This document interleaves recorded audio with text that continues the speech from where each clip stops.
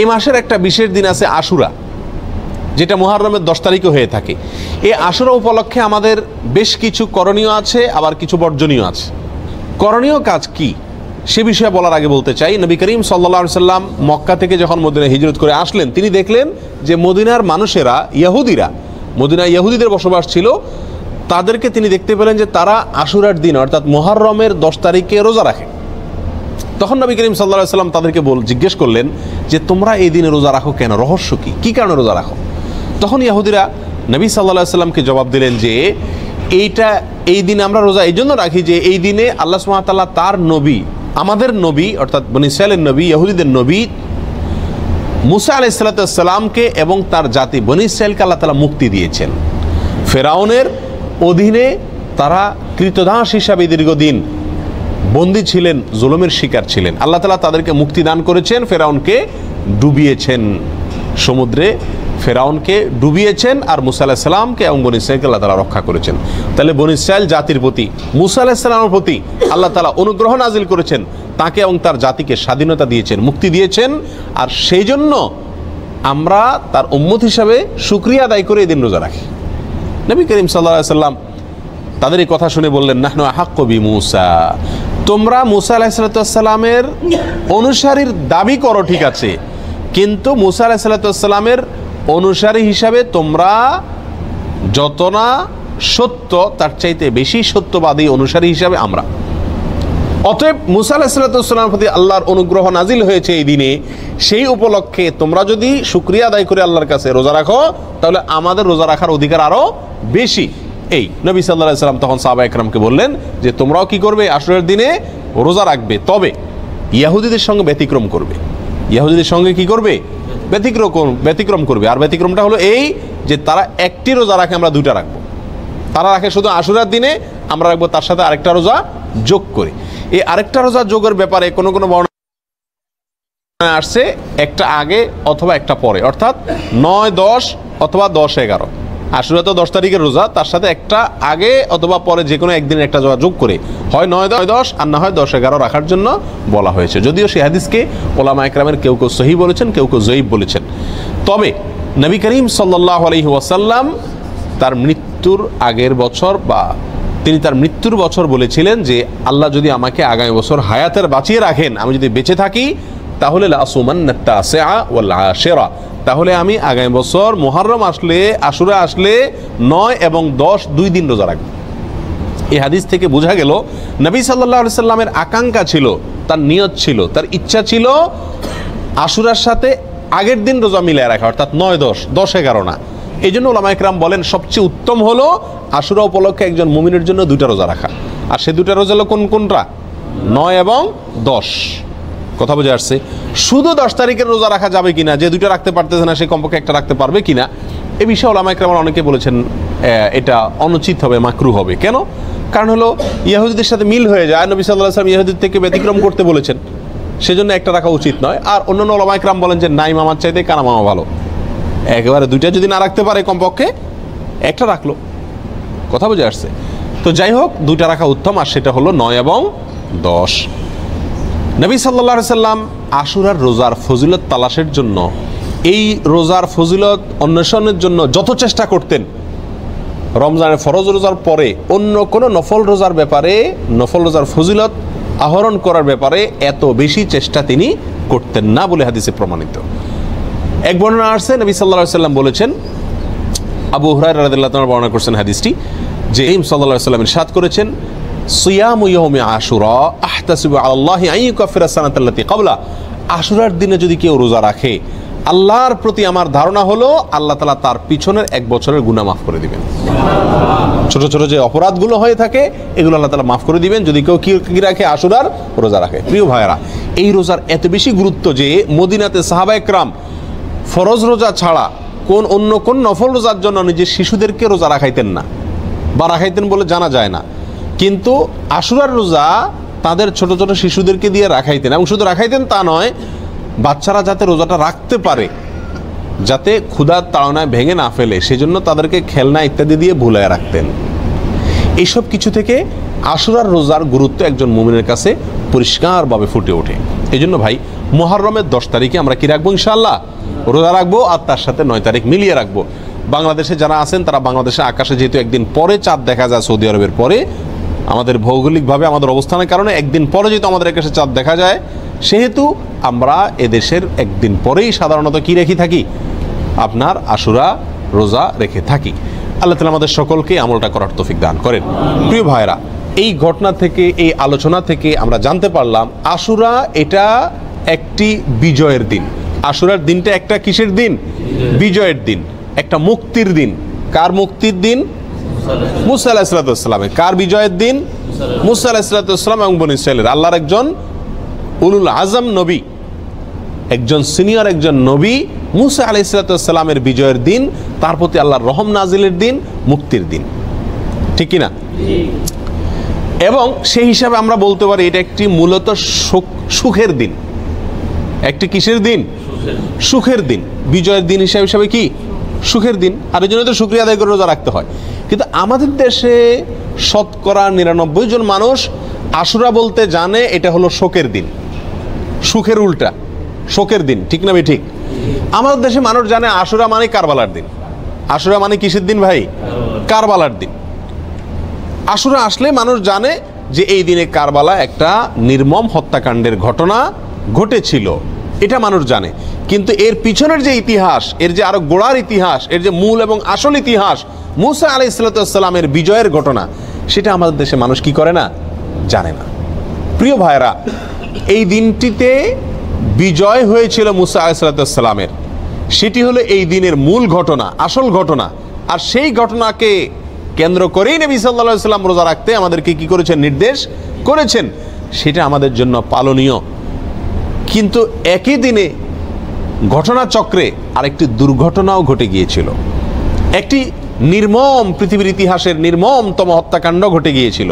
নবী সাল্লাল্লাহু আলাইহি ওয়াসাল্লামের অত্যন্ত প্রিয় দৌহিত্র হোসেন রাদিয়াল্লাহু তাআলা আনহুকে অত্যন্ত নির্মমভাবে হত্যা করা হয়েছিল কারবালায়।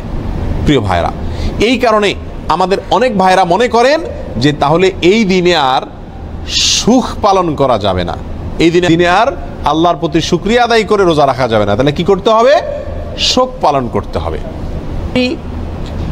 এই ঘটনাকে বোঝানোর জন্য একটা ছোট এক্সাম্পল, ছোট একটি উপমা দিয়ে থাকি। সেটা হলো, ধরুন 16 ডিসেম্বর আমাদের বিজয় দিবস। বাংলাদেশে মানুষকে আল্লাহ তাআলা বিজয় দান করেছেন 16 ডিসেম্বরে। 16 ডিসেম্বরের বিজয় দিবস মানে খুশির দিন, আনন্দের দিন, শুকরিয়া আদায় করার দিন। এই দিনে ঘটনাচক্রে যদি বিজয়ের ঘটনার বহু বছর পরে যদি এই দিনে কোনো দুর্ঘটনা ঘটে, কোনো বন্যা, প্লাবনে হাজার হাজার মানুষ মারা যায়, তাহলে কি এই দিনটা বিজয় দিবস পরিবর্তন হয়ে শোকের দিবস হয়ে যাবে? কখনো হবে? এটা সম্ভব কোনোদিন? বড়জোর এরকম হতে পারে, বিজয় দিবসের আলোচনা বা বিজয় দিবসটা আসলেই ওই দুর্ঘটনার পর থেকে যতবার বিজয় দিবস আসবে, বিজয় দিবসে আলোচনা আসবে, তখন মানুষের মনে পড়বে, মানুষ স্মরণ করবে, বলবে যে এটি আমাদের বিজয় দিবস, খুশির দিবস হলেও দুঃখজনকভাবে এই দিনে একটি বিচ্ছিন্ন দুর্ঘটনাও ঘটে গিয়েছিল, ঠিক না ভাই? ঠিক। কিন্তু এই দিনের আসল ঘটনা বিজয়কে ভুলে গিয়ে শোক পালন করা, এটা কোনোদিন হবে? যৌক্তিক হবে? হবে না। অতএব কারবালার যে ঘটনা ঘটেছিল সেটাও 10ই মুহররম ঘটেছিল, কিন্তু এই দিনে আসল যে ঘটনা ঘটেছে মুসা আলাইহিস সালামের বিজয়, সেটা কোনোদিন চাপা পড়ে যাওয়া এটা যুক্তিসঙ্গত নয়। বিধায় একজন মুমিন আশুরা আসলে সর্বপ্রথম তার মাথায় চলে যাবে কোন দিন? মুসা আলাইহিস সালামের বিজয়ের দিন। এরপরে পাশাপাশি একই দিনে যেহেতু আরেকটি নির্মম ঘটনা ঘটেছে সেটাও তার মনে আসতে পারে, এবং সে উপলক্ষে হোসেন রাদিয়াল্লাহু তাআলা আনহু সহ তার পরিবারের সদস্যরা যারা নির্মমভাবে নিহত হয়েছিলেন, হত্যা করা হয়েছিল, তাদের জন্য আল্লাহ সুবহানাহু ওয়া তাআলার কাছে দোয়া করতে পারেন। যারা হত্যায় জড়িত ছিল তাদেরকে আল্লাহ সুবহানাহু ওয়া তাআলা পৃথিবীর ইতিহাসের নিকৃষ্টতম সাজা যেন তাদেরকে দেন, সেজন্য আল্লাহর কাছে আরজি পেশ করতে পারেন। কিন্তু তাই বলে আপনি কি করতে পারেন না? তাজিয়া মিছিল, শোক মিছিল এগুলো বের করতে পারেন না। কারণ ইসলাম 3 দিনে বেশি কোনো মৃত্যুতে, কোনো দুর্ঘটনায় শোক পালন করার সুযোগ, অনুমতি দেয় নাই। অতএব রাজনৈতিক আপনার বিভিন্ন দলগুলো তাদের শোক পালন করে থাকে বছরকে বছর, যুগ যুগ ধরে, সেটা ভিন্ন বিষয়। কিন্তু ইসলামী শরীয়তে কোনো মানুষের মৃত্যুর পরে 3 দিনের বেশি শোক পালন করার কোনো সুযোগ, অনুমোদন নাই। প্রিয় ভাইরা, অতএব আশুরা উপলক্ষে প্রথম আমাদেরকে খেয়াল রাখতে হবে যে আমাদের ধারণাটাকে পরিবর্তন করতে হবে। এই দিনটি কারবালার দিন নয়, এই দিনটি হলো মুসা আলাইহিস সালামের বিজয়ের দিন, পাশাপাশি কারবালার ঘটনাও ঘটেছে। আল্লাহ তাআলা আমাদেরকে সঠিকটা বোঝার তৌফিক দান করেন। প্রিয় ভাইয়েরা, এখন আমরা এই দিনে কি আসলে যেহেতু দুইটা ঘটনায় ঘটছে, কোনটাকে আমরা বড় করে দেখব? মুসা আলাইহিস সালামের বিজয়কে বড় করে দেখব, নাকি হোসেন রাদিয়াল্লাহু তাআলা আনহুর মৃত্যুকে, শাহাদাতকে, শোকের দিনটাকে, শোকটাকে বড় করে দেখব? কোনটাকে বড় করে দেখব? মুসা আলাইহিস সালামের বিজয়টাকে বড় করে দেখব। কেন? দুই কারণ। নাম্বার এক, মুসা আলাইহিস সালামের বিজয়ের খবর দিয়ে গেছেন মুহাম্মদ সাল্লাল্লাহু আলাইহি ওয়াসাল্লাম, এবং তিনি ওই বিজয় পালন করা, রোজা রাখার মাধ্যমে সেই বিজয় পালন করার জন্য আমাদেরকে শিক্ষা দিয়ে গেছেন। ঠিক না ভাই? ঠিক। শুকরিয়া আদায় করার জন্য রোজা রাখার আদর্শ তিনি রেখে গেছেন। তার আদর্শ পরিবর্তন হওয়ার কোনো সুযোগ আছে? আল্লাহ সুবহানাহু ওয়া তাআলা বলেছেন, আল ইয়াউমা আকমালতু লাকুম দীনাকুম ওয়া আতমামতু আলাইকুম নিআমাতি ওয়া রাদিতু লাকুমুল ইসলামা দীনা। তোমাদের প্রতি আজ আমি ইসলামকে পরিপূর্ণ, আমার নিয়ামতকে পরিপূর্ণ করে দিয়েছি। ইসলামের মধ্যে নবী সাল্লাল্লাহু আলাইহি সাল্লামের ইন্তেকালের পরে, তার মৃত্যুর পরে আর কোনো জিনিস যোগ হওয়া অথবা বিয়োগ হওয়ার কোনো সুযোগ নাই। অতএব নবী সাল্লাল্লাহু আলাইহি সাল্লামের মৃত্যুর বহু বছর পরে কারবালার ঘটনা ঘটেছে, বিধায় কারবালার ঘটনাকে কেন্দ্র করে কোনো কর্মসূচি যদি দিতে হয়, একই দিনে নবী সাল্লাল্লাহু আলাইহি সাল্লামের কর্মসূচি থাকে, দেওয়া কর্মসূচি থাকে, তাহলে কোনটা অগ্রাধিকার পাওয়ার কথা? নবী সাল্লাল্লাহু আলাইহি সাল্লামের দেওয়া কর্মসূচি, তার শেখানো বাতানো আমলের অগ্রাধিকার হওয়া যুক্তির দাবি। ঠিক না ভাই? ঠিক।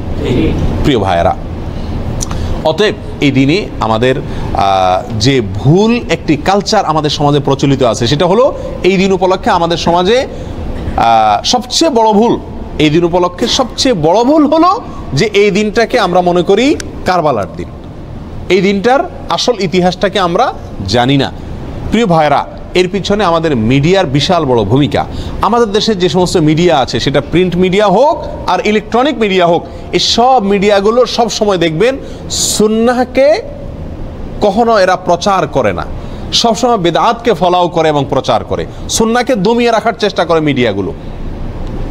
যেমন এই আশুরাকে কেন্দ্র করে আপনারা দেখবেন ঢাকা শহরের পুরান ঢাকায় মিরপুরে দুই একটা জায়গাতে 200, 150, 100 ছোট ছোট বাচ্চা পোলাপান, এরা তাজিয়া মিছিল মানে শোক মিছিল বের করে, কারবালার ঘটনাকে স্মরণ করে আশুরার দিনে শোক মিছিল বের করে।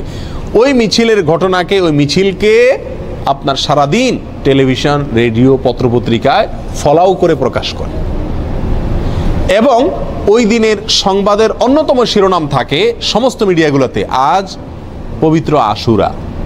আজকের এই দিনে মহানবী হযরত মুহাম্মদ সাল্লাল্লাহু আলাইহি সাল্লামের প্রিয় দৌহিত্র হুসাইন রাদিয়াল্লাহু তাআলা আনহুকে কারবালার প্রান্তরে, ইরাকের কারবালার প্রান্তরে নির্মমভাবে শহীদ করেছে অমুক অমুক অমুক অমুকে। এখানে বলতে বলতে কোনো মিডিয়াতে, বিশেষ করে রেডিও চ্যানেলগুলোতে বিশিষ্ট সাহাবী, কোরআনের লেখক, ওহির লেখক মুআবিয়া রাদিয়াল্লাহু তাআলা আনহুকে অকথ্য ভাষায় গালিগালাজ করা হয়। কথা বুঝে আসছে? এবং সংবাদে আরও বলা হয় এই দিনটি উপলক্ষে রাজধানী ঢাকা সহ দেশের বিভিন্ন জায়গায় তাজিয়া মিছিল বের করা হয়েছে, অর্থাৎ শোক মিছিল বের করা হয়েছে। প্রিয় ভাইরা, 150-200 লোকের 2-3টা মিছিল, এটা সারাদিন সংবাদে বলে। একই দিনে মহানবী হযরত মুহাম্মদ সাল্লাল্লাহু আলাইহি সাল্লামের সুন্নাহকে পালন করতে গিয়ে, নির্দেশকে পালন করতে গিয়ে সারা দেশে লক্ষ লক্ষ মানুষ নফল রোজা রেখেছেন, সেই কথা কিন্তু কোনো মিডিয়া কি করে না, বলে না। যার কারণে মানুষ ওই ভুলটা জানে, সঠিকটা জানে না, বেদাত জানে, সুন্নাহ জানে না, একটা জানে আরেকটা জানে না। ঠিক না ভাই? ঠিক। প্রিয় ভাইরা, অতএব আমাদেরকে সঠিকটার প্রচার করতে হবে। এই জাতীয় বিষয়গুলোকে বেশি বেশি কি করতে হবে? প্রচার করতে হবে। আজ মিডিয়াতে যদি এই দিনের মূল ঘটনা যেটি হাদিসে বর্ণিত হয়েছে সেটি যদি আসতো, পাশাপাশি কারবালা ঘটনাও আসতো, তাহলে সেটা কি ছিল না? দোষণীয় ছিল না। আল্লাহ তাআলা আমাদের সকলকে আশুরা উপলক্ষে যে সমস্ত ভুল ধারণা আছে, ভ্রান্ত ধারণা আছে, সেগুলোকে সংশোধন করবার তৌফিক দান করুন। আল্লাহ তাআলা আমাদের সকলকে আশুরা উপলক্ষে একমাত্র আমল হলো নফল রোজা রাখা, আর আমাদের তাজিয়া মিছিল যারা করে তারা চাঁদা টাদা উঠায় ওই দিন ভালো করে আরো খিচুড়ি খায়। যেদিন হাদিসে নফল রোজা রাখতে বলছে, কানাই বন্ধ করতে বলছে, তারা ওই দিন আরো বেশি কি খায়? খিচুড়ি খায়।